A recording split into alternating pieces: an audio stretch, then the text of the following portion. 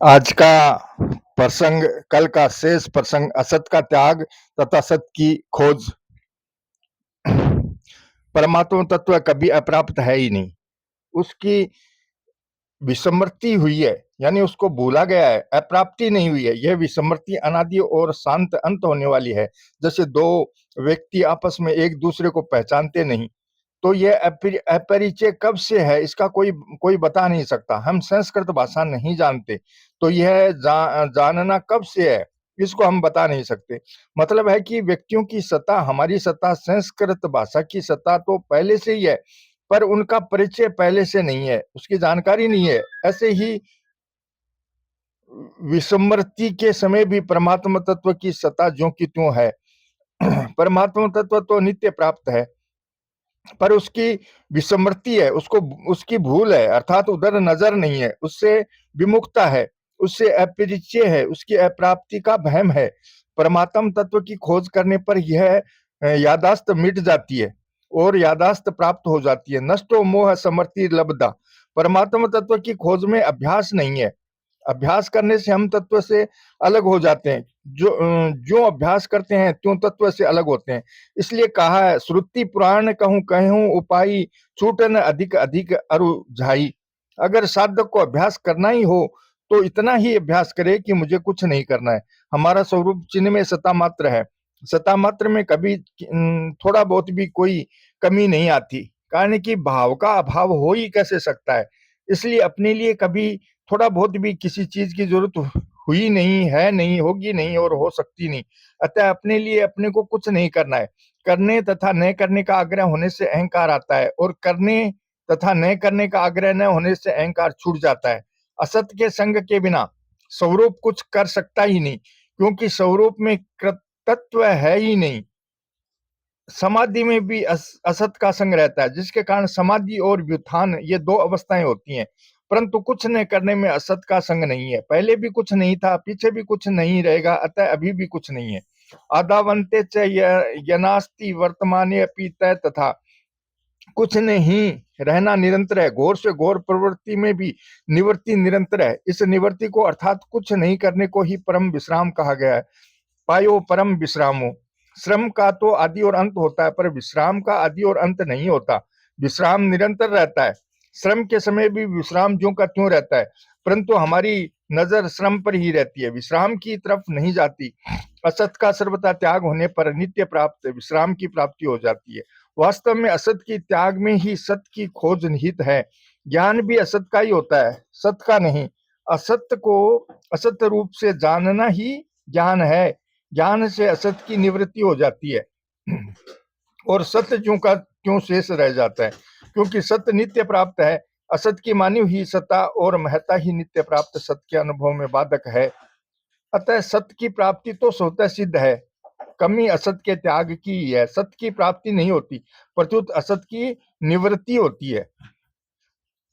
असत की सत्ता कल्पित है, उसका कोई मूल आधार नहीं है। अतः असत का त्याग स्वतः है, सुगम है और श्रेष्ठ है। इसमें एक मार्मिक बात है कि वास्तव में असत का त्याग नहीं करना है, प्रत्युत असत के अभाव का अनुभव करना है। नाश तो विद्यते भाव है।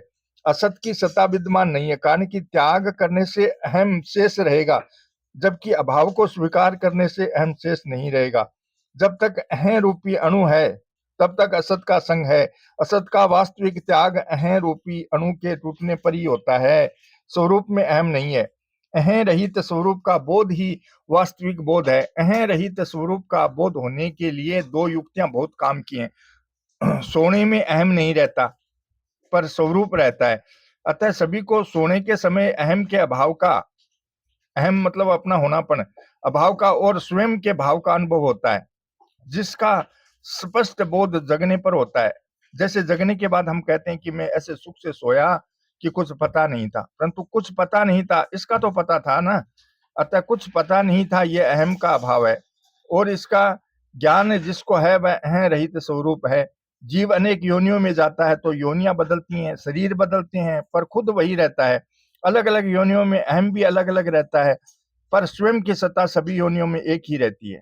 मैं हूं यह अहं सहित सत्ता है, और है यह अहं रहित सत्ता है। साधक को चाहिए कि वह मैं हूं को न देखकर है में ही रहे। है मतलब स्वरूप परमात्म तत्व है। मैं तो तू यह है और वह हो जाता है, पर है सदा है ही रहता है। मतलब है कि मैं तो बदलता है पर है नित्य ज्यों का त्यों रहता है। परंतु जब तक मैं रहता है तब तक है का अनुभव नहीं होता, प्रत्युत हूं का ही अनुभव होता है। हूं में मैं मतलब असत्य का अंश भी है और है सत्य का अंश भी है, परंतु मैं की मुख्यता रहने के कारण है गौण हो जाता है। मतलब है कि मैं का संस्कार मुख्य होने से अंतःकरण में मैं छाया रहता है, जिससे है का अनुभव नहीं होता। इतना ही नहीं, मैं की मुख्यता होने से है भी मैं के आश्रित दिखता है, जो कि वास्तव में है नहीं। जब साधक यह अनुभव कर लेता है कि मैं एक देशीय दृश्य दिखने वाला और ये जानने में आने वाला है, तब आकाश में तारे की तरह मैं अल्प हो जाता है, अर्थात मैं की मुख्यता मिट जाती है। मैं मतलब अहंकार मुख्यता मिटने पर मैं गौण हो जाता है, और है मतलब परमात्मा तत्व है, सत्य सत्य तत्व है, उसको है कहा गया, मुख्य हो जाता है कि मुख्यता होने पर मैं की कृत्रिम सत्ता लुप्त हो जाती है, क्योंकि जो अल्प होता है वह मृत्यु होता है। यदलपम तन्मर्त्यम है, मैं के मिटने पर हूं है में परिणित हो जाता है, जो कि पहले से ही है। तेरा साहिब है गटमाही बाहर नैना क्यों खोले, कहत कबीर सुनो भाई साधो साहिब पाया तृण ओले। मैं ही तृण है जिसकी ओट में है छिपा हुआ है। इस प्रकार अह रहित स्वरूप के साक्षात्कार को ही उपनिषद में कहा है, आत्मानम चेदे विजानियात अयम समीति पुरुष है। इस अह रहित चिन्मय सता में न देश है, न काल है, न वस्तु है, न क्रिया है, न व्यक्ति है, न घटना है, न परिस्थिति है, न अवस्था है, न जड़ है, न चेतन है, न स्थावर है, न जंगम है, न लोक है, न परलोक है, कुछ नहीं है, केवल चिन्मय सता मात्र है। इस चिन्ह में सता में सबकी स्वतः स्वाभाविक स्थिति है। सता में स्वतः स्वाभाविक स्थिति को ही परम विश्राम, सहज समाधि, सहजावस्था आदि नामों से कहा गया है। सहजावस्था स्वतः सिद्ध है, उसमें न प्रियतन है, न अप्रियतन है, न करना है, न नहीं करना है, न संयोग है, न वियोग है, न भाव है, न अभाव है, न स्थिरता है, न चंचलता है, न आना है, न जाना है। यह सहजावस्था कभी बनती बिगड़ती नहीं। चाहे महाप्रलय हो जाए, चाहे महासृंग हो जाए, चाहे करोड़ों ब्रह्मा जी बीत जाए, पर सहज अवस्था ज्यों की त्यों रहती है। इदम ज्ञान मुपाश्रित्य मम साधर्म्य मांगता स्वर्गीय नोपजायन्ते प्रलय न व्यथिन्ति च। इस ज्ञान का आश्रय लेकर जो मनुष्य मेरी सधर्मता को प्राप्त हो गए हैं, वे महासृंग में भी उत्पन्न नहीं होते और महाप्रलय में भी व्यथित नहीं होते। भगवान ने बहुत ही मार्मिक बात कही है, नास्तो विद्यते भाव ना भाव विद्यते सत। असत की सत्ता नहीं है, संसार है, असत है, इसकी कोई सत्ता नहीं है। अर्थात असत नित्य निरंतर निवृत्त है, नित्य हमेशा ही निवृत्त हो रहा है, वो खत्म हो रहा है, और सत्य का अभाव विद्यमान नहीं है। सत्य परमात्म तत्व है, उसकी कमी कभी नहीं रहती। अर्थात सत्य नित्य निरंतर प्राप्त है। सत्ता एकमात्र सत्य तत्व की ही है, असत की सत्ता है ही नहीं। सत्य ही सत्य है, असत है ही नहीं। जो निरंतर बदल रहा है तथा नाश की तरफ जा रहा है, उस असत की सत्ता हो ही कैसे सकती है। जो भी सत्ता और महत्ता दिखने में आती है, वह सब सत्य के कारण ही है। एक मार्मिक बात है कि सत्य ही असत को सत्ता देता है, कारण कि सत्य असत का विरोधी नहीं है, प्रत्युत सत्य की जिज्ञासा असत की विरोधी है। इसलिए ज्ञानी महापुरुष अज्ञानी से द्वेष नहीं करते, प्रत्युत उनका भी आदर करते हैं। ब्रह्मा जी भगवान से कहते हैं, तस्मादीदम जगदेशम सत्य स्वरूपम सौपना भय मस्त धीषणम पुरुष दुखमय तब ये नित्य सुख बोधतवानन्ते मायात उददपि यत सिद्धि वाव भाति। यह संपूर्ण जगत सपन की तरह असत्य अज्ञान रूप तथा दुख रूप पर दुख देने वाला है। आप परमानंद ज्ञान स्वरूप तथा अनंत हैं। यह माया से उत्पन्न एवं माया में विलीन होने पर भी आप में आपकी सत्ता में सत्य के समान प्रतीक होता है। यदि असत्य की सत्ता को माने तो भी उसका सनातन तथा अव्यय बीज सत्य है। बीजम माम सर्वभूतानाम विधि पार्थ सनातनम प्रभव प्रलय स्थानम निधानम बीजमव्ययम। यदि असत की सत्ता न माने तो उसका बीज भी नहीं है, प्रत्युत केवल सत्य सत्य है। वासुदेव सर्वम।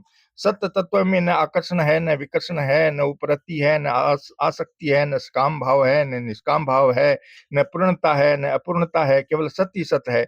आकर्षण विकर्षण उपरति आसक्ति आदि सब साक्षेप हैं, पर तत्व निरपेक्ष है। अतः साधक की नजर सत्य की तरफ ही रहनी चाहिए। जिसकी सत्ता ही नहीं है उसकी तरफ क्या देखें? जब सत्य के सिवाय कुछ है ही नहीं, तो फिर इसमें क्या अभ्यास करें, क्या चिंतन करें? उसमें न कुछ करना है, न सोचना है, न कुछ निश्चय करना है, न कुछ प्राप्त करना है और न कुछ निवृत्त करना है। अतः असत्य की निवृत्ति करनी ही नहीं है, क्योंकि असत्य नित्य निवृत्त है और सत्य की प्राप्ति करनी ही नहीं है, क्योंकि सत्य नित्य निरंतर प्राप्त है। ऐसा विचार करके चुप हो जाए, कुछ भी चिंतन न करें, न संसार का चिंतन करें, न परमात्मा का चिंतन करें, क्योंकि चिंतन करने से हम संसार के साथ जुड़ते हैं और परमात्मा से दूर होते हैं। अतः चिंतन नहीं करना है, प्रत्युत चिंतन करने की शक्ति जिससे प्रकाशित होती है, उसमें स्वतः सिद्ध स्थिति का अनुभव करना है। जिस ज्ञान के अंतर्गत वृत्तियां दिखती हैं, उस ज्ञान में स्वतः सिद्ध स्थिति का अनुभव करना है। अपने आप कोई चिंतन स्फुरना आ जाए तो उसकी तरफ ख्याल न करके उसकी उपेक्षा कर दें। जैसे जल के स्थिर शांत होने पर उसमें मिली हुई मिट्टी अपने आप नीचे बैठ जाती है, ऐसे ही चुप होने पर सब विकार अपने आप शांत हो जाते हैं। अहम गल जाता है और वास्तविक तत्व सता का अनुभव हो जाता है। श्री कृष्ण गोविंद हरे मुरारी, हे नाथ नारायण वासुदेवा। श्री कृष्ण गोविंद हरे मुरारी, हे नाथ नारायण वासुदेवा। श्री कृष्ण गोविंद हरे मुरारी, हे नाथ नारायण वासुदेवा। जय श्री कृष्णा।